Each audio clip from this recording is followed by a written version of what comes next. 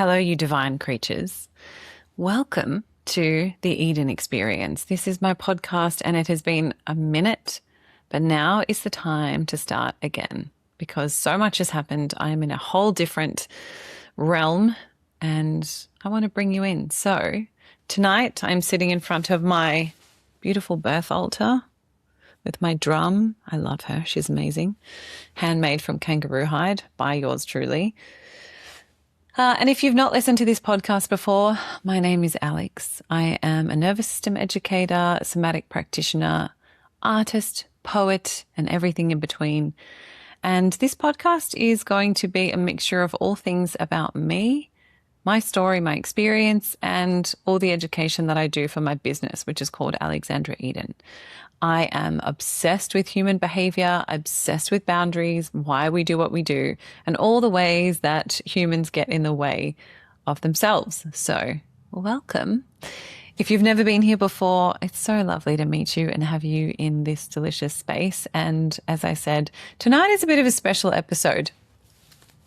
I was going to do something completely different. I was going to talk about Lionsgate Portal, and I probably will do that. But what I actually want to do is talk to you about my birth story. Because 10 weeks ago, tomorrow actually, I gave birth right there in front of my camera, in front of my birth altar as well. And it was incredible. My midwife didn't make it in time. She was 10 minutes late.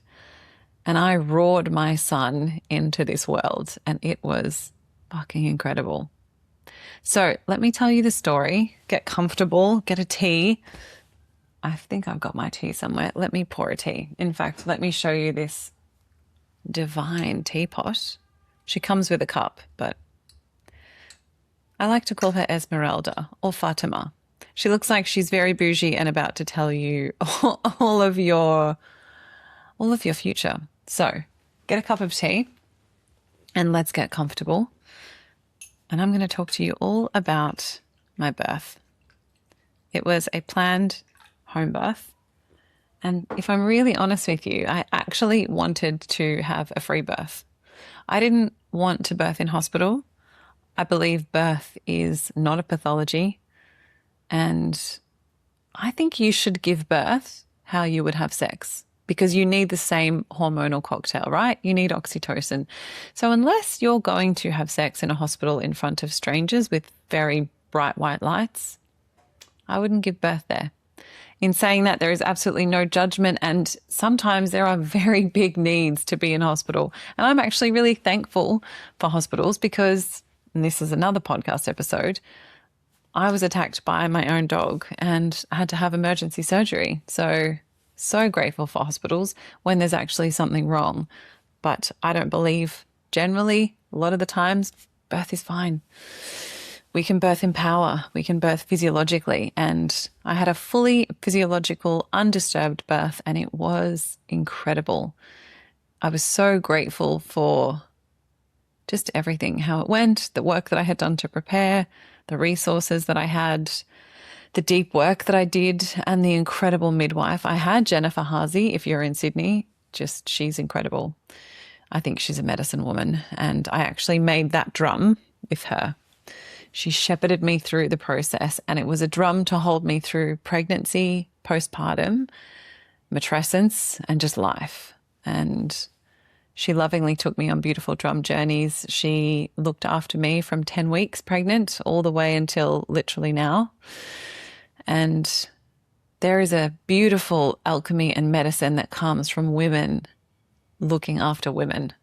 It is ancient, it is needed, and it has almost been forgotten. And that is a fucking travesty. We need more midwives, more women, especially in the birth space.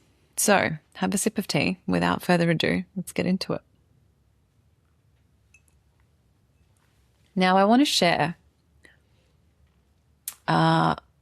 before I go into anything, that this is my experience and my birth story. It's not to judge anyone else's choices. If you get triggered by it, I don't care because we're all adults. There's no judgment. And I think however you birth, you haven't lost any power. However you had birthed your children, or however you choose to birth, I will fight for your right to choose to birth however you want to birth. And you have lost no power, and there is no better way to birth, right? I guess statistically, it is safer to birth at home if you don't want any medical interventions, and I didn't want any, so I chose to birth at home. That was where I felt safest, and I believe women should birth where they feel safest. And if you feel safe in hospital, that is where you should birth, 100%. And I've had many dear sisters and friends birth in hospital amazingly, and they felt supported and loved, and I love that for them. I also love women that just choose to birth on their own, or with private midwives, or with doulas. However, birth is yours, it belongs to you, and you choose however you want to birth, because nobody can actually do it for you. You're the only one that can birth your baby. Your partner is there, your friend might be there, your doula, your midwife, but nobody is crossing that threshold except you. You are the only one.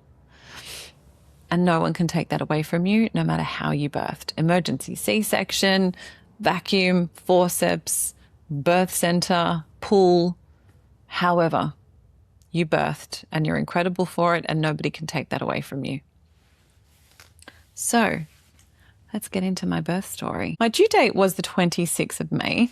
I think due dates are kind of bullshit. I think only 4% of babies are actually born on their due date. So, statistically, it's just pretty rare that actually happens. Also, how it's calculated is insane, but is what it is. It's how we work with it. So my due date was the 26th of May.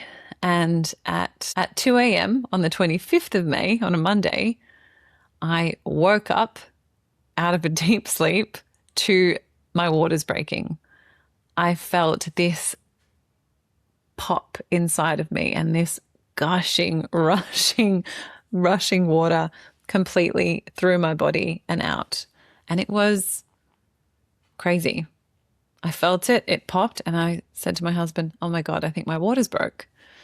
And I got up and waddled to the bathroom. And as I was waddling to the bathroom, my waters were continuously gushing. And I started giggling.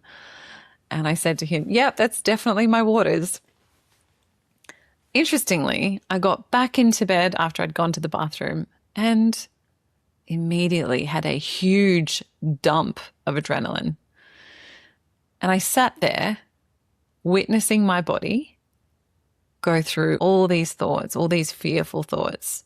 I felt the dump of adrenaline, and it was so big that I started shaking. My teeth started chattering, and I held very steady through this because, as I said, I'm a nervous system educator and a somatic practitioner, and I have a very close relationship with my body.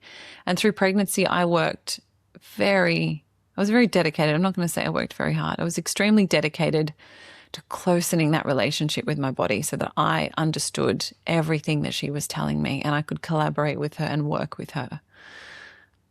Because for me, birth was all about surrender, and I had to surrender to the experience, and I had to understand what my body was asking of me. So I was just witnessing this adrenaline dump, witnessing the fearful thoughts run through my mind, all the things that could possibly go wrong. I just watched my mind go through them like a flip book. And I just sat there and I narrated what was happening in my internal world to my husband. I just said, I've just had a huge adrenaline dump, and my teeth were chattering. And I said, I'm having all these fearful thoughts. And I just waited because I knew I just needed to be present with it and not be overcome by it. Because something we need to remember is if you can observe it, you are not it. Meaning, if you can observe something, you can't possibly be that something.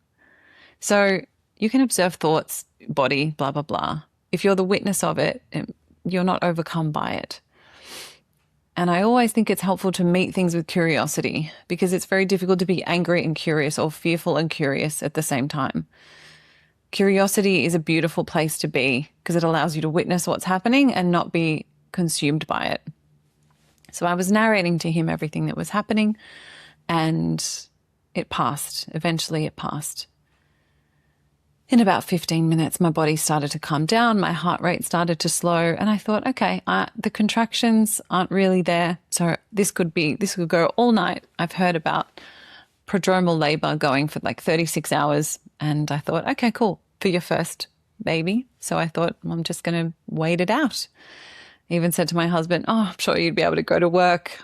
It's our first baby. I'm sure it's not going to come really quickly. Little did I know, it's hilarious. And I laid back down in bed and thought, okay, I'm just going to try and chill. But you can't really chill because it's your first baby and you're just strapped into this roller coaster and you have no fucking idea what's going to happen or what anything feels like. All you've done is read about things, you've never felt them. So I laid in bed for about an hour and I started getting whisperings of contractions, just super light period pain. And I had built this birth altar probably a couple of weeks before. And I thought, I really want to go to my birth altar. I got a bit of a download saying, go to your birth altar and say a prayer. And the thing I'll say about intuition and downloads, when it's calm and quiet and sure, I would say that that's a download or your intuition. When it's panicky and freaking out and quick and loud, it's not your intuition. It's generally fear patterning. So I came out at about 3 a.m., came out to my birth altar. I lit that candle behind me and I said a prayer. I said a prayer to Pachamama, to all my ancestors, all my maternal lineage, to all my spirit guides and beautiful totem animals and all the fabulous things that I've experienced in my life. I also said a prayer for all the women around the world who are birthing at the exact same moment. If we could harness our power together and tap into that collective, what that would feel like. Because I knew that I would be birthing with sisters around the world. So I said that prayer. My husband came up with me and we just quietly sat there in reverence in the night. What you doing, babe? Were you waiting on me? Yeah. Oh, that's really sweet. Love you. Oh, that's cool. What? You cool little gremlin, you little Yeah, I know. Yeah, let me tell you a story about my bed. Yeah, shut the fuck up. This is recording all of it. Good. You should do outtakes. See? B-roll. How good am I? Shut up. Sure. See? More B-roll. Oh my God. Love you.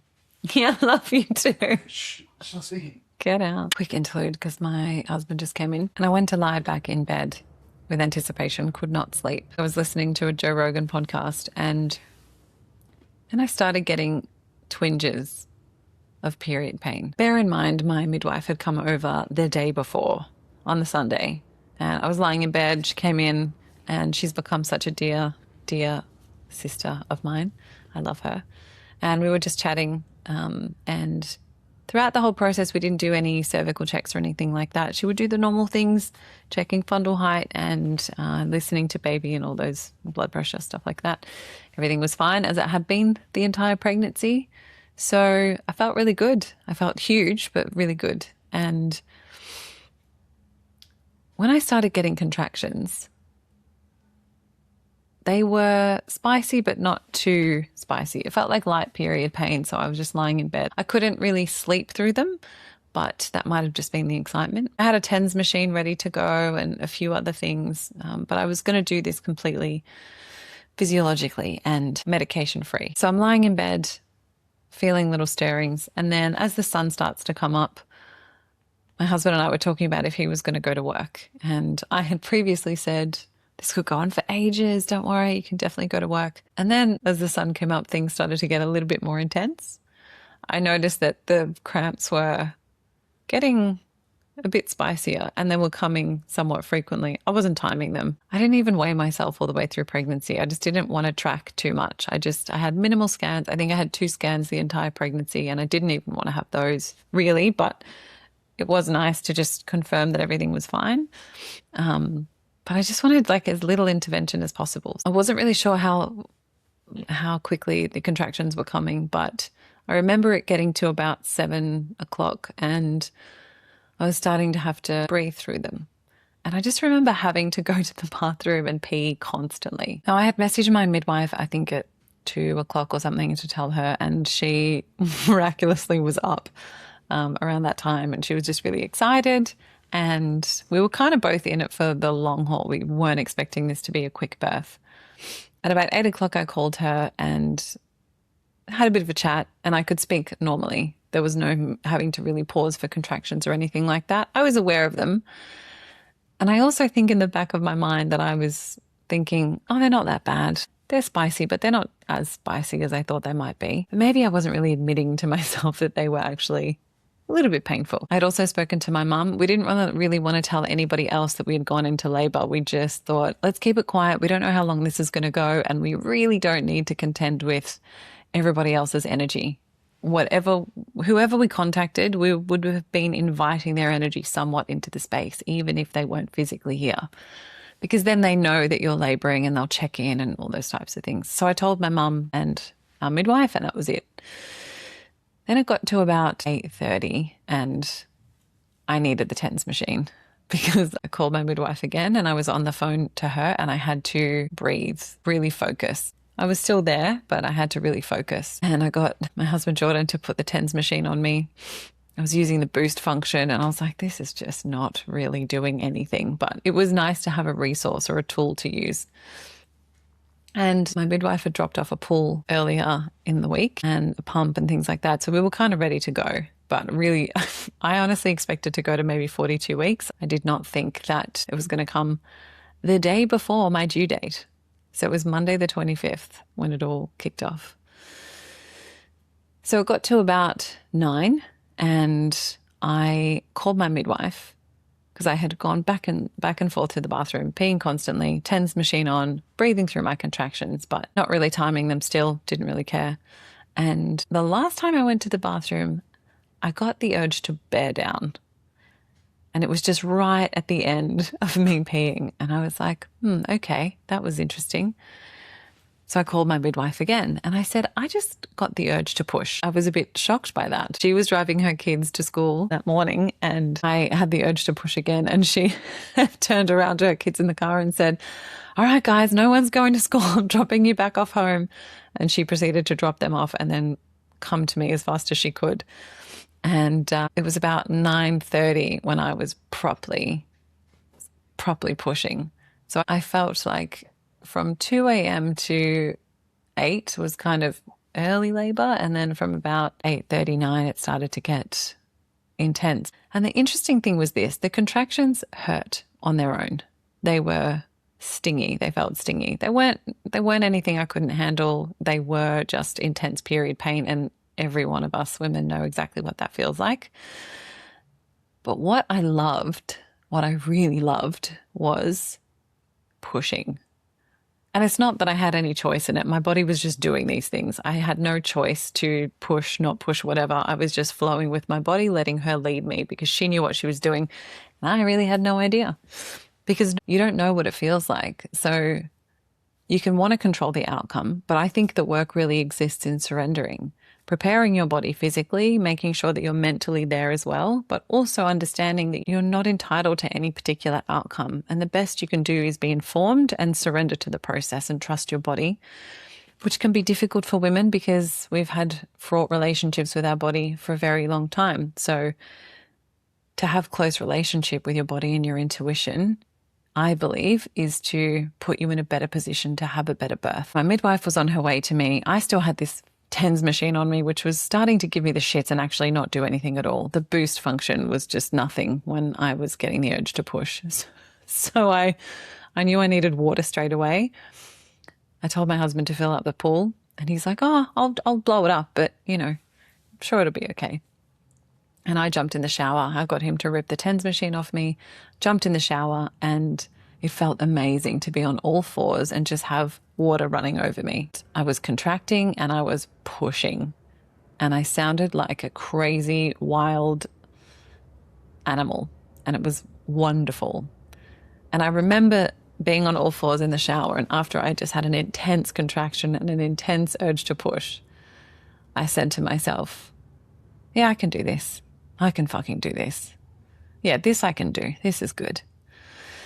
The preparation that I went through which was a lot with my midwife, there was a lot of mental preparation and obviously all the normal things that go along with that. But we did a lot of work in spiritual realm, in the inner realm, to really understand what my particular birth story was, how I was born, and how that imprints on how you might birth as well.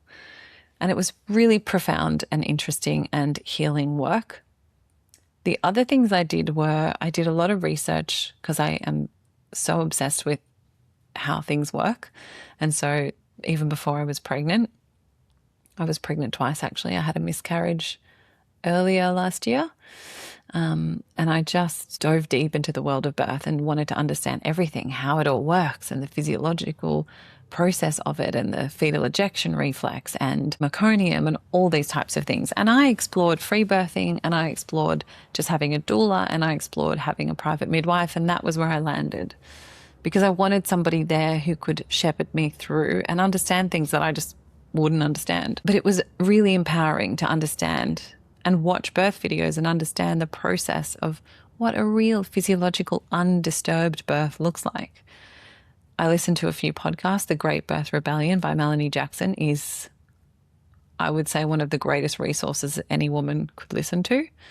Super powerful, really informing, deeply empowering, and really no bullshit. It's scientific evidence is presented, resources are given, studies are cited. It's like, she's amazing. And I also bought her product, which was the Guide to Giving Birth Without Pain Medication.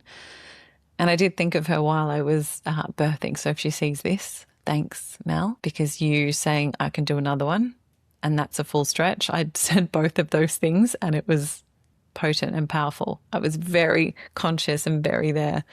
So I would definitely listen to that podcast again. So I'm on all fours in the shower, making the beautiful, beautiful jungle barnyard animal noises and feeling fearless, just fully present to what was happening in my body, just real in deep connection with her and knowing exactly what she wanted me to do.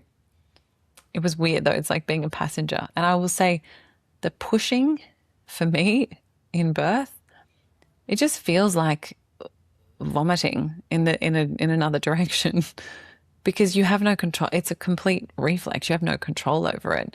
I didn't try to push once. I just let my body do it, which was deeply empowering because the whole time I was like, my body is fucking amazing. I can't believe it can actually, look what it's doing. Look what it has done. Look what it's orchestrated.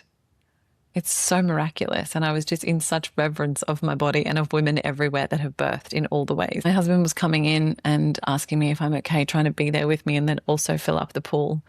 And I knew that I was getting close because I had checked myself. I had felt, I didn't even know really what I was feeling for, but I was just checking and I knew that it was close because my contractions weren't very far apart. I, again, wasn't timing them, but just knew that it wasn't going to be that long. And I stayed in the shower from about 9 or so until maybe 10, 10:15. And my husband came in and he's like, I'm here with you, babe. I've blown up the pool. And I was like, okay, you need to fill it up. This baby is coming. And my midwife was racing to get there. So I just kept contracting in the shower and he was filling up the pool. And I got to the stage where at about 10:10, I thought, okay, after this contraction is over, I'm going to waddle my huge pregnant butt into the living room, which is right here in front of the birth altar. And I'm going to put myself in the pool. And I have to say, it felt great throughout birth to have different resources to try. So I had breath work and hypnobirthing that I did, the birth box from Poppy Child, which was also awesome. Great education, deeply empowering. She's just a boss-ass chick. She's awesome. And that really helped me as well. The preparation, the letting go of fear, all of those meditations. And then I had the TENS machine, the water from the shower, and then the the oasis was the birth pool. So my contraction ends and I get my big ass off the shower floor and I waddle my way into the living room. And I was saying to my husband, can I get in now? And he's like, it's really hot. And I'm like, I'm getting in. I got into the birth pool and it felt incredible to just, one, be weightless because for the last few months I had just felt like a giant walrus. an adorable walrus, but still a walrus. And I had my beautiful medicine music playing, which I loved, which was such an anchor for me. Staring at my birth altar with the candle burning. I was just fully present. Another contraction was coming. And I had about 3 contractions where my son's head was trying to come out. And so it started to get to that ring of fire, which I understand why they call it that, because it stings. It's nothing that you can't handle. I have a video of me going through that whole process, and I was obviously making lots of sounds, but I was conscious and I was okay. So as painful as it is, you don't need to be incredibly fearful of it, because trust me, you can do hard things. So another contraction was coming and I could feel his head pushing out and then coming back in. And I knew that that was my body's way of taking it slow, protecting me from tearing terribly, and just letting that process go. So it kept pushing and pushing and then coming back in a little bit. And there was a part of me that was like, okay, I'm almost through the hardest part, that I thought in my mind. And this is at 10:15. So it all started at 2 a.m. and at 10:15, 10:30, we were almost there. So another few contractions and I feel his head really almost come out. And I got my husband to record me because I wanted to be recorded when I was at full stretch. And I was lying over the side of the pool. And I said to him, that is a full stretch, because I felt my son's head right there, fully dilated in my cervix. And then I felt his head not go back in, but come out. And between that, the end of that contraction and the start of another one was just this beautiful, still, peaceful time. I think they call it the rest to be thankful. And I thought, okay, the hardest part is over. That's what I said to myself. So I just lay there breathing and no needing to pant anymore. I was just there, enjoying the stillness. And I said to my husband, his head is out underwater. Can you film it? So he goes around the back and films, because I'm on all fours draped over the side of the bath. And you can see my son's head. Didn't know it was a son at the time, didn't find out the sex. You could see his head just hanging out of my body in the water.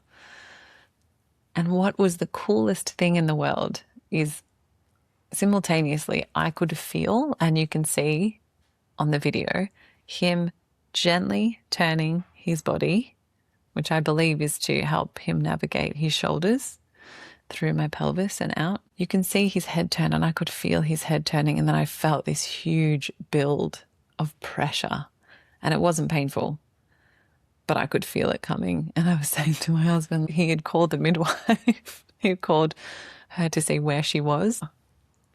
And I was like, you're going to catch the baby's coming. And I felt him shoot out of me. And you can see him shoot out in the video into the water. And I wanted my husband to catch him. But then I just turned around and was looking for him in the pool, and I ended up pulling him out. And it was incredible because he came out quiet but eyes wide open with his hands like this.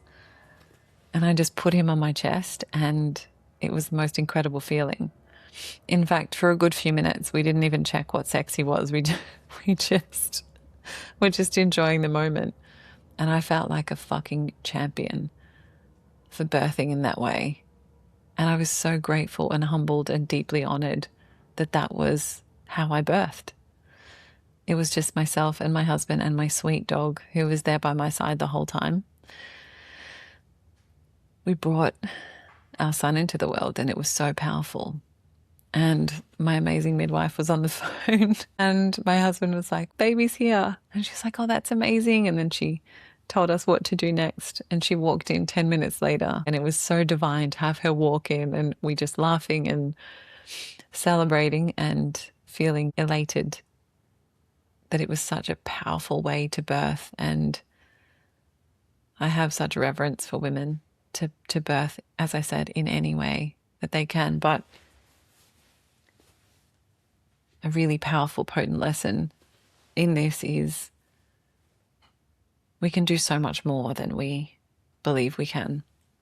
When we don't let fear take over, we can acknowledge that going into an unknown process is scary. We don't know what birth is going to look like. And there's no guarantee of anything, right? You can be perfectly prepared, be perfectly healthy, and still have a complicated birth. None of us are entitled to any particular outcome. We are entitled to the preparation and the work and the knowledge. And it's our duty to go into it with eyes open. But I felt so empowered by all the wonderful women out there doing incredible work, which includes my midwife and Great Birth Rebellion and Australian Birth Stories, just all the women fighting the good fight to bring birth back to women. Because there is a place for the medicalization and pathology when things are wrong and you need help. And believe you me, we had plenty of people, family, friends, strangers, co-workers.